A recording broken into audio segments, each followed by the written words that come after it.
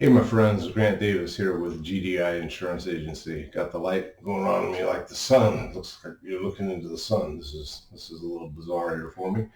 I'm going to talk to you today about defective construction, and here's what I'm going to talk to you about.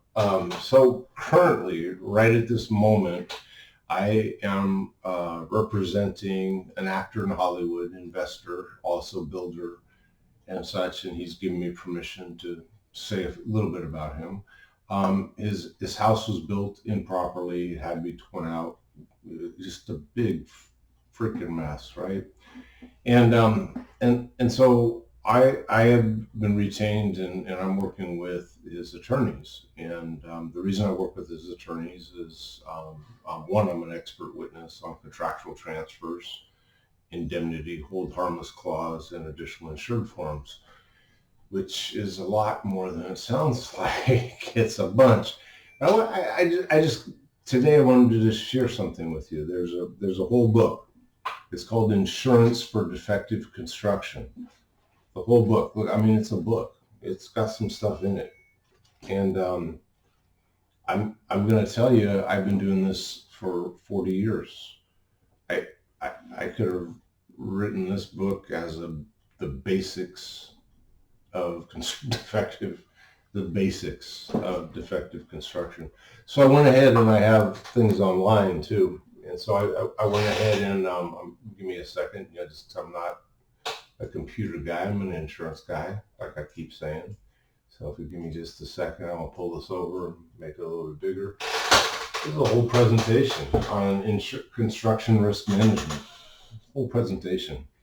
And I just pulled this down, and I don't know, I might use it. If I use it, I'm going to edit it, of course. But I was just looking at it, and it's like, okay, I went through the whole thing.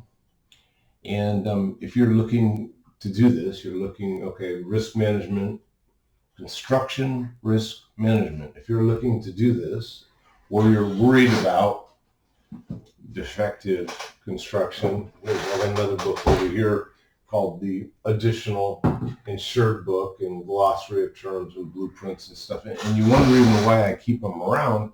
I keep them around just to check myself. Every once in a while there's something in there. So I'm responding, like I said, I'm responding to an attorney who says, okay, it says this in the insurance policy. How does this work? Most of the problems come because of improper risk transfer. In other words, if you want someone to build something for you, it's really quite simple. I mean, I can outline it in about 2 minutes. What needs to be done is just doing it, and most people don't get it. And I'm sitting there. I actually went through this, and no offense to whoever, it's a service we buy, so we get templates. So it's a template. Whoever, again, we're down to, I keep saying this, it's like, whoever wrote this sorry, my button's unbuttoned, just didn't get it right. I mean, they got the basics down, but what are you gonna do with basics? Are you gonna build a basic and hope that basic risk management saves you? Here's the deal, buddies. You don't have to work with me. Matter of fact, I can't work with very many people. I mean, if you see the amount of detail I got to get together for these guys and the attorneys, and then of course the other attorneys subpoenas, what wants to know all this stuff, and I've got a subpoena now because I got to provide all my documentation that I did before the attorney was hired. So that wasn't, considered protected. It's not confidential information. If I do it for the attorney, they're out of luck. But if I did it for the client, now they can subpoena it, and they have. So I got to put all that together, and that's all fine.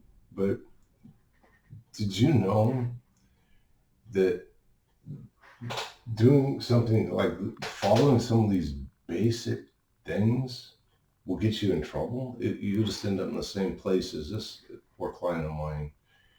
And I've told him over and over again, and I feel like I'm beating a dead horse. I wish I would have just had an hour with him before he started to do his project. This is a simple project, but if I could just, it's the first one. If I could just explain how you hire a contractor, the purpose of bonding, whether you bond or not, why you want to know they could be bonded, what needs to be in the contract, the indemnity and hold harmless, and then the additional insured, which triggers a bunch of things. So that's the problem. I read the additional insured book, and I actually am responding to an attorney that is citing something from Maryland casualty case. So I've been around for 40 years. So Maryland casualty, I was there when Maryland casualty was a dominant insurer of construction 20 years ago. Then they became Zurich. So we're citing 20-year-old rules for additional insureds and not even correct. So, there's a big difference. If you're covered under in this case, I'll just tell you, blanket additional insured. And I woke up at 4 a.m. thinking about this. Because I was just had glanced at it and I was like, wait a second. Most companies don't want to insure new residential building, right? And if they do, they just want to know about it. If you're going to build a house, brand new house, no problem. It's just the company wants to know about it. If you're going to build 600 of them, not a problem. We can do a whole subdivision. It's no big deal. It's just, we got to just tell the company. That's all. Hey, we're building 600 houses. Make sure it's okay. Good. Okay. And when we issue the additional insured form, we have the additional insured form issued by the company, knowing that, okay, it's for this subdivision, 600 houses. It's all written down. It's all part of the deal. Blanket additional insureds have a major exclusion on them for all new residential construction. And the reason for that is because the insurance companies want to know that, right? So I'm here again. Please take the webinar. I have a webinar. It's about 30 minutes. I know I talk a lot. But, if you take the webinar for about 30 minutes, I'm going to help you out. You're going to get it. All of a sudden, the lights are going to go on, and you're going to get it. And then here's the deal. We don't want anything to go wrong. You want your house built on time, your house or your project. And I'm saying house because this is what I'm working on now. I also have a huge mixed-use development down in San Diego, and I've got a bunch more coming up that I don't know if I'm going to take or not. I just, I have to look at them, and people have to want to work with me because I'm kind of quirky. You get that in the video, right? I'm a little different. But I will say this, and this is humbly said, I have not met anyone that knows more about construction insurance and the risk transfer for construction insurance than I do. And I just have not met them. They're out there, I'm sure. I've not met them in 40 years.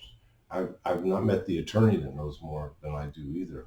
I've met attorneys that know things I don't know. I mean, there's people that know things I don't know. I learn every day, but I don't know, you add up what I don't know compared to what I do know, very small by comparison. So what I'm telling you is there's a webinar. If you'll just take the webinar on contractual transfers and just take it. And then if you'd like to try to work directly with me, I do take some clients, and this is really weird for an insurance agent. Most insurance, hey, let me save you money. Hey, that's all happening. That's just efficient pricing. That's just a given. I got high school kids that do that. No offense to my high school kids. They know more about computers than I do. And it's all data entry now, and enter the data right and send it to the companies, and it's done. You don't need me to get a quote. What you need me for is to set this up. So if you take the webinar, there's an opportunity to just fill out a form and tell me what you're doing and why you want to work with me. And I get a bunch of those. So I'm not that I'm anything great or anything. I just have really I know a couple things. Clearly I know insurance and I know risk transfer and how it works in construction. And I can help you set up your project so that it's on time, within budget, and without defect. And if any of those things are not true, something happens, it's not going to be wrapped in cellophane for 5 years while you fight about it. We're going to get, how do we get to the pool of money, the insurance company? What triggers that? How do we write things up so that if something does go wrong, we go right to an insurance company and they actually pay the claim instead of fight you over it for years. How do you do that? Well, you work with me. I know how to do it. I could explain it. Your broker, and I ask people all the time, well, what does your broker say? Nothing.